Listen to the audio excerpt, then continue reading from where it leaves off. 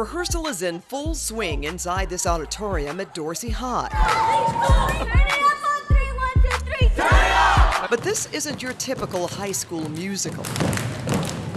It's not about us. It's not about me. It's not about the show. It's about the social aspect of the show and about how it can change lives. Jamal Speaks wants to change the lives of his students because Susan Miller Dorsey High School sits on the corner of Farmdale and Rodeo Road. It's an area near known gang territory, commonly rattled with drive-by shootings. Red and blue shoelaces are banned on campus. You said that you lost some of your students to gang violence?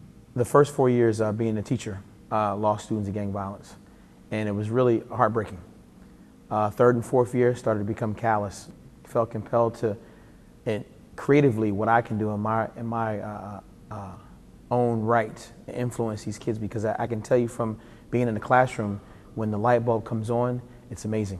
His own light bulb came on 2 years ago when he penned a play about the racial divide and discord between African Americans and Latinos in LA, which he dubs Blacks versus Browns. Welcome to the West Side, everything's alright. If you ain't like this, you can sit on that side. Welcome to the West Side, you know somebody should just where to go. It's called Fila, the story of a black boy who moves from Philadelphia to LA and falls in love with a brown girl.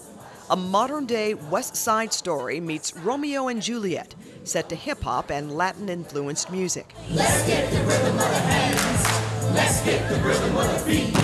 Somebody show us who where it stands. Somebody show us. It's hitting a nerve. Welcome to the West Side. Everything's alright. If you ain't like this, then you sit on that side. Welcome to the West Side. You know somebody show us who where to go. Once you look at the play, you're like, wow, like I really sit with all blacks when I go to class, and I really sit with all Latinos when I go to class. Oh, this fight is really stupid. You start to see why a fight started on stage. Like, this is dumb. And when you start to relate it to things that happen with, you know, what happened to you in the past, it's like everything starts to make sense. People used to get in fights all the time just because of race. And even if it wasn't about race, it would go to race. Some of the students in the cast have lost brothers and sisters and friends to gang violence. And so using this show for them to get their story across, and using this show for them to tell their story of, you know what, this is silly, it's stupid. You know, we need to do something different. Fila debuted to a sold-out performance at Dorsey last year.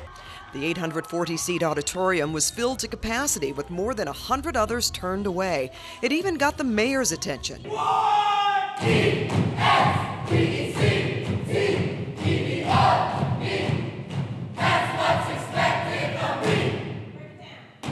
But more importantly, it hit its target audience.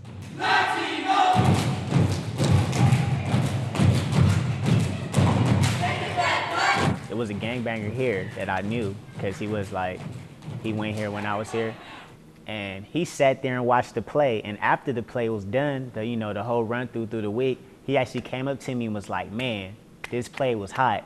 Like, I'm talking about, like, he's a gangbanger, and I know he is, and he shakes my hand like, this play was really hot, man. Like, I really liked how you did your thing on stage.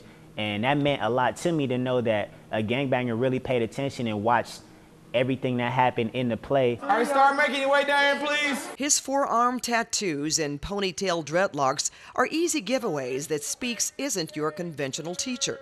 So a single high school performance wasn't the closing curtain for Fila. The hope is to go to Broadway. The hope is for feature film. Now they're one step closer, scheduled to perform at Club Nokia at LA Live, and that means grueling hours at rehearsal 6 days a week.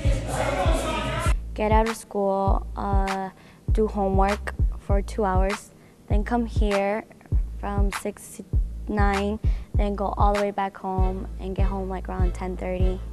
And maybe still haven't finished my homework. Their reward? Here we are, blacks and Latinos, working together to create something good. So why can't that be happening outside of the auditorium, outside of the theater? And it's clear, Speaks' passion to raise awareness about racial conflict and his perennial optimism are both contagious. I think it really can change people's lives, because I think one thing that teenagers, especially in LA, can relate to his music. I truly believe in him. Like, once he said that, I was like, I so want to be a part of this. So I'm really happy that I am. And he's a believer, and I believe with him too. Let's get the rhythm of the hands. Let's get the rhythm of the feet. Somebody show this dude where they stand. Somebody show this fool to his seat. Welcome to the west side. Everything's all